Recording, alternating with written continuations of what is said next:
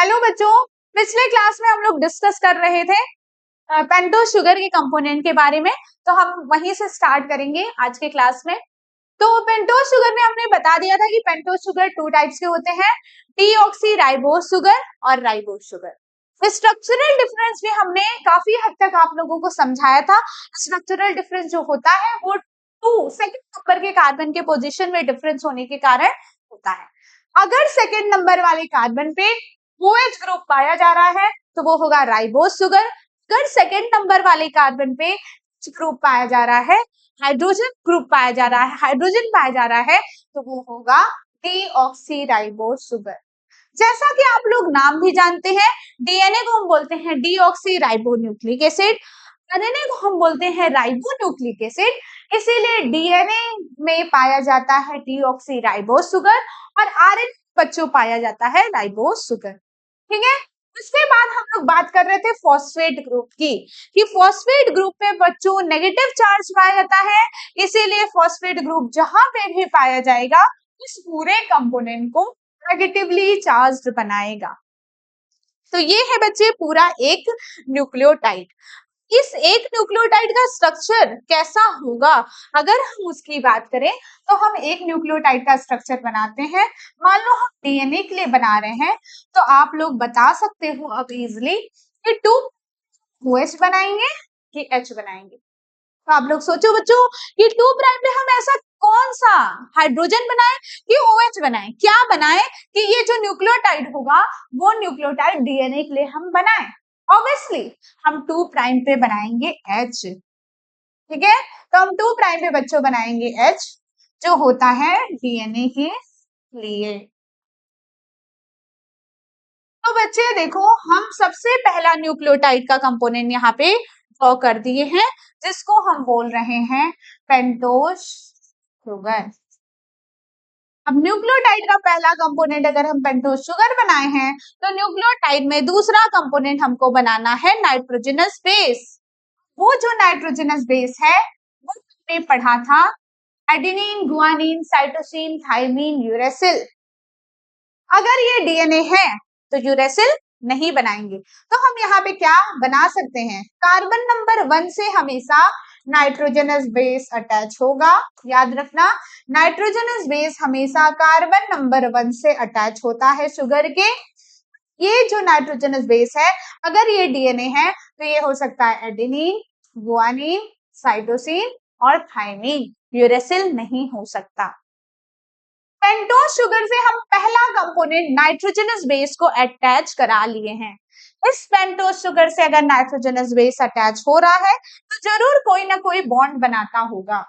अब वो कौन सा बॉन्ड बनाता है बच्चे, अगर हम उसकी बात करें तो पेंटोज शुगर जब भी नाइट्रोजनस बेस के साथ अटैच होगा, तो याद रखना बच्चों, हमेशा शुगर जब किसी के साथ बॉन्ड बनाता है तो उस बॉन्ड को हम कहते हैं ग्लाइकोसिडिक बॉन्ड।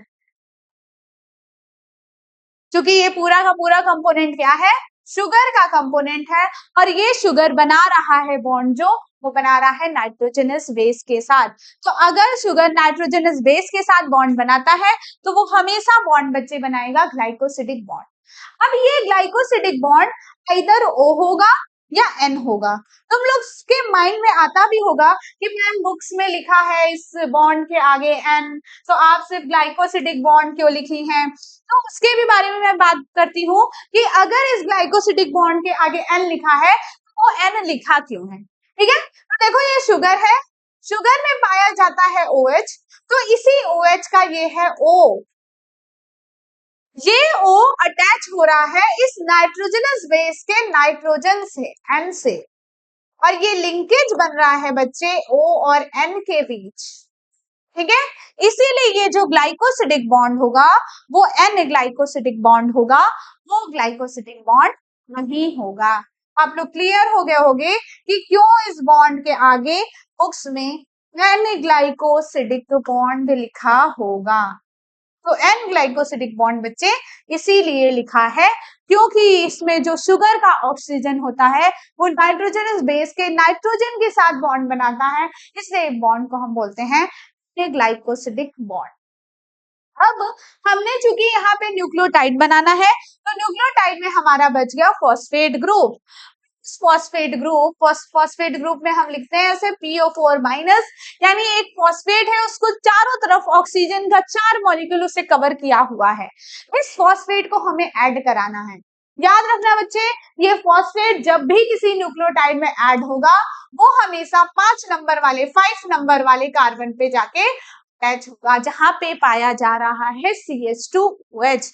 तो अगर फॉस्फेट 5 नंबर वाले कार्बन पे अटैच हो रहा है तो ये एक कंपोनेंट न्यूक्लियोटाइड का बन रहा है। देखो अभी जैसा कि मैं इतने लंबे क्लास में आप लोगों को बताई थी कि न्यूक्लियोटाइड में 3 कंपोनेंट, तो ये आप इजिली देख सकते हो इस स्ट्रक्चर में 3 कंपोनेंट कैसे। तो देखो मैं दिखाती हूँ कैसे इसमें 3 कंपोनेंट। तो पहला कंपोनेंट यहाँ फॉस्फेट ग्रुप, दूसरा कंपोनेंट यहाँ शुगर, और तीसरा कंपोनेंट यहाँ नाइट्रोजनस बेस। ये 3 कंपोनेंट से बना हुआ हमारा एक न्यूक्लियोटाइड, और वो न्यूक्लियोटाइड स्ट्रक्चरल यूनिट है किसका, तो न्यूक्लिक एसिड का। ये पूरा न्यूक्लियोटाइड स्ट्रक्चरल यूनिट है बच्चे न्यूक्लिक एसिड का। न्यूक्लिक एसिड का ये स्ट्रक्चरल यूनिट है। अगर ये न्यूक्लिक एसिड का स्ट्रक्चरल यूनिट है तो आगे बढ़ते हैं कि डीएनए और आरएनए कैसे बन गया। डीएनए और आरएनए पॉलीन्यूक्लियोटाइड चेन होता है, ठीक है। डीएनए और आरएनए एक बड़ा सा पॉलीन्यूक्लियोटाइड का चेन होता है। तो हमने तो अभी एक न्यूक्लियोटाइड देखा, हमने तो अभी एक न्यूक्लियोटाइड देखा, यानी हमें कई सारी न्यूक्लियोटाइड को अटैच कराना होगा भी हम बना पाएंगे पॉलीन्यूक्लियोटाइड चेन। तो जब कई सारे न्यूक्लियोटाइड मेनी न्यूक्लियोटाइड अटैच हो जाते हैं तो इसी को हम बोलते हैं बच्चे पॉलीन्यूक्लियोटाइड चेन। और डीएनए और आरएनए एक पॉलीन्यूक्लियोटाइड चेन है।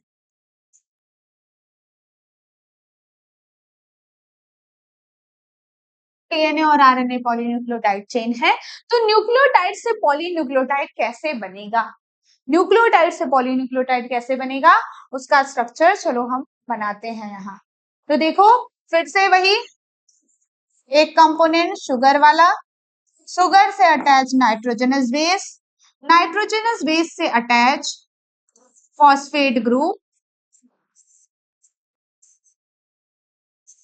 ठीक है। तो अगर ये शुगर से अटैच नाइट्रोजनस बेस फिर फॉस्फेट ग्रुप, तो ये जो फॉस्फेट ग्रुप का ऑक्सीजन यहाँ है ये फिर से बाइंड करेगा किससे, शुगर के OH से। तो यहाँ पे फिर से एक शुगर आएगा, इसका OH यहाँ बॉन्ड बनाएगा, फिर फॉस्फेट आएगा, फिर ऑक्सीजन आएगा। तो ये बच्चे देखो इसमें 2 शुगर है, एक शुगर यहाँ एक शुगर यहाँ। अगर इस न्यूक्लियोटाइड में 2 शुगर हैं तो यानी कि ये 2 न्यूक्लियोटाइड होगा। एक शुगर से यहाँ नाइट्रोजनस बेस बंधा हुआ है तो यहाँ पे भी दूसरा नाइट्रोजनस बेस बंधा होगा। अगर यहाँ दूसरा नाइट्रोजनस बेस बंधा होगा तो दोनों शुगर से फॉस्फेट भी जुड़ा होगा।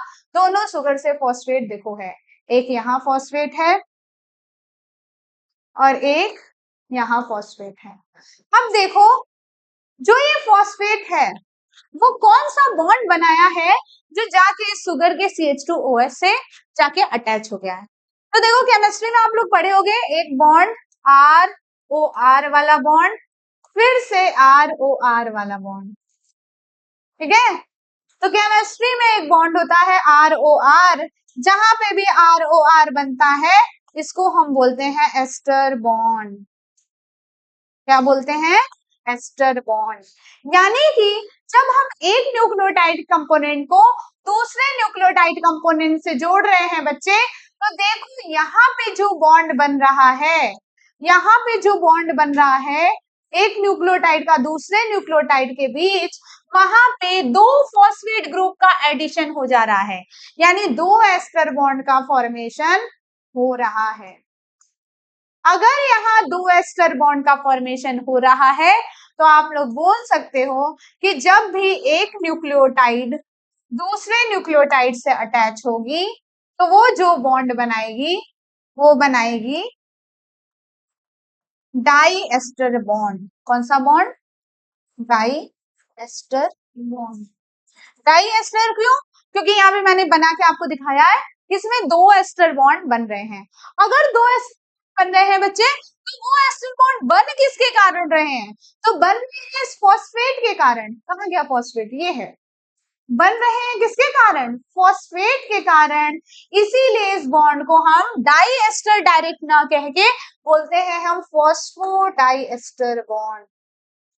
इस बॉन्ड को हम पूरा बोलते हैं फॉस्फोडाइस्टर बॉन्ड। तुम लोग देखे होगे एनसीईआरटी के बुक में और भी बहुत सारे जो भी वीडियो लेक्चर तुम लोग देखते होगे, इस फॉस्फोडाइस्टर बॉन्ड के आगे ये साइन लगा होता होगा 5 प्राइम टू 3 प्राइम। अब ये है क्या? What is this?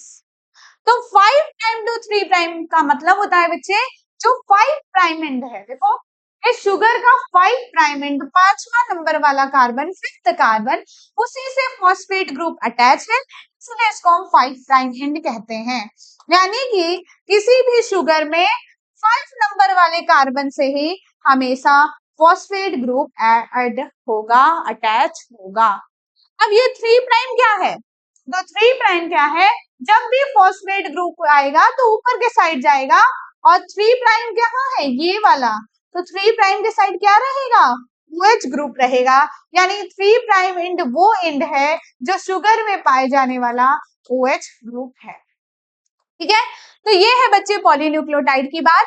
जब ढेर सारे न्यूक्लियोटाइड आपस में जुड़ते हैं तो पॉलीन्यूक्लियोटाइड चेन बनाते हैं। पॉलीन्यूक्लियोटाइड चेन बनाने में जो बॉन्ड यूज होता है उस बॉन्ड को हम बोलते हैं फॉस्फोडाइस्टर बॉन्ड।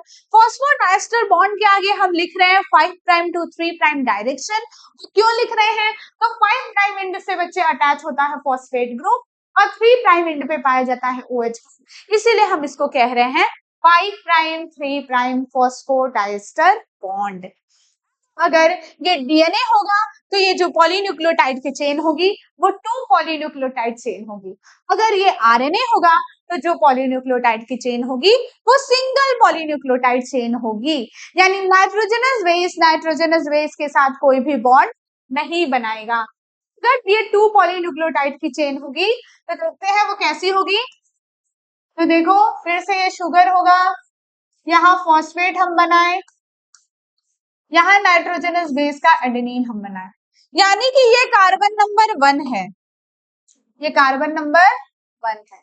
अब इस कार्बन नंबर 1 का एडेनिन बाइंड करेगा दूसरे न्यूक्लियोटाइड के दूसरे चेन से जहां पे पाया जा रहा है थाइमीन। तो देखो अगर यहां से नाइट्रोजनस बेस अटैच है तो इसका कार्बन नंबर 1 कहाँ रहेगा? इधर। तो 1 2 3 4 5 यहाँ पे आएगा CH2OH। यहाँ पे 1 2 3 4 5 तो यहाँ पे आएगा CH2OH। CH2OH से ही अटैच होता है कौन सा? Phosphate group. तो यहाँ पे भी अटैच होगा फॉस्फेट ग्रुप। ये नीचे जब आएगा इसका OH है तो फिर इसका फॉस्फेट, फिर CH2OH दूसरे शुगर का, फिर OH, और ऐसे करके बॉन्ड बनता जाएगा।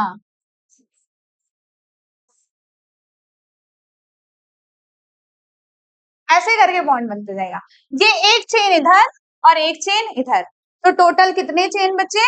2 चेन। अगर यही 2 चेन है, पहला चेन ये, दूसरा चेन ये, तो बीच में मिल क्या रहा है हमें?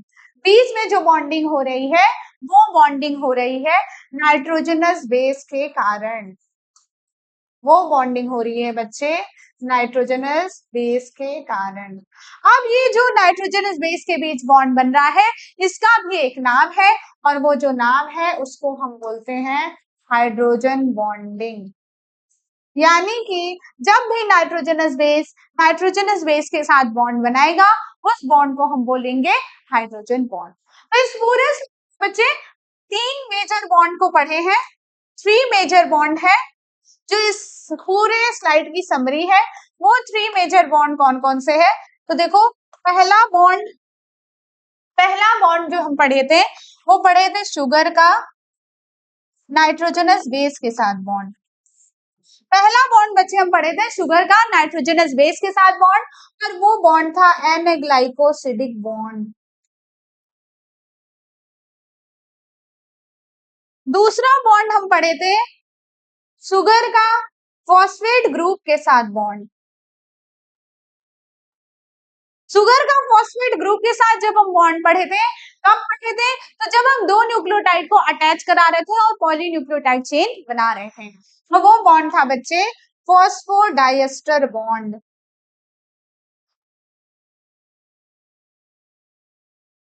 और तीसरा बॉन्ड अभी जस्ट हमने इसी स्लाइड में पढ़ा है, वो देखो यहाँ पे पढ़ा है, दो नाइट्रोजनस बेस को जब हम ऐड कराएंगे तब।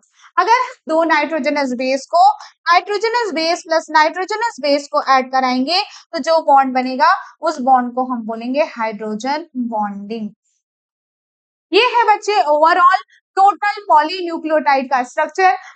पॉलीन्यूक्लियोटाइड बना रहे हैं तो पॉलीन्यूक्लियोटाइड में तीन कंपोनेंट का होना जरूरी है। पहले तो न्यूक्लियोटाइड का होना जरूरी है, तीन चीज का बनेगा nitrogenous base, pentose sugar, phosphate group. ढेर सारे न्यूक्लियोटाइड आपस में जुड़ेंगे, बनाएंगे पॉलीन्यूक्लियोटाइड चेन। अगर पॉलीन्यूक्लियोटाइड चेन सिर्फ एक होगी, सिंगल होगी, तो वो होगी आरएनए। अगर पॉलीन्यूक्लियोटाइड चेन डबल होगी तो वो होगी डीएनए।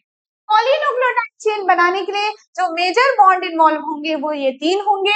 शुगर अगर नाइट्रोजनस बेस के साथ बॉन्ड बनाएगा उसको हम कहेंगे N glycosidic bond. Sugar phosphate के साथ बॉन्ड बनाएगा उसको हम कहेंगे फॉस्फोडाइस्टर बॉन्ड। और शुगर के बीच जो पाए जाने वाला नाइट्रोजनस बेस है, जब वो टू पॉलीन्यूक्लियोटाइड चेन से जुड़ेगा तो बनाएगा हाइड्रोजन बॉन्डिंग, जिससे दो पॉलीन्यूक्लियोटाइड चेन आपस में जुड़ती है। तो आज की क्लास में बच्चे हम लोगों ने पॉलीन्यूक्लियोटाइड का स्ट्रक्चर पढ़ा। Thank you so much for your patience. Next class में हम लेकर आएंगे आप लोगों के लिए structure of DNA. Thank you.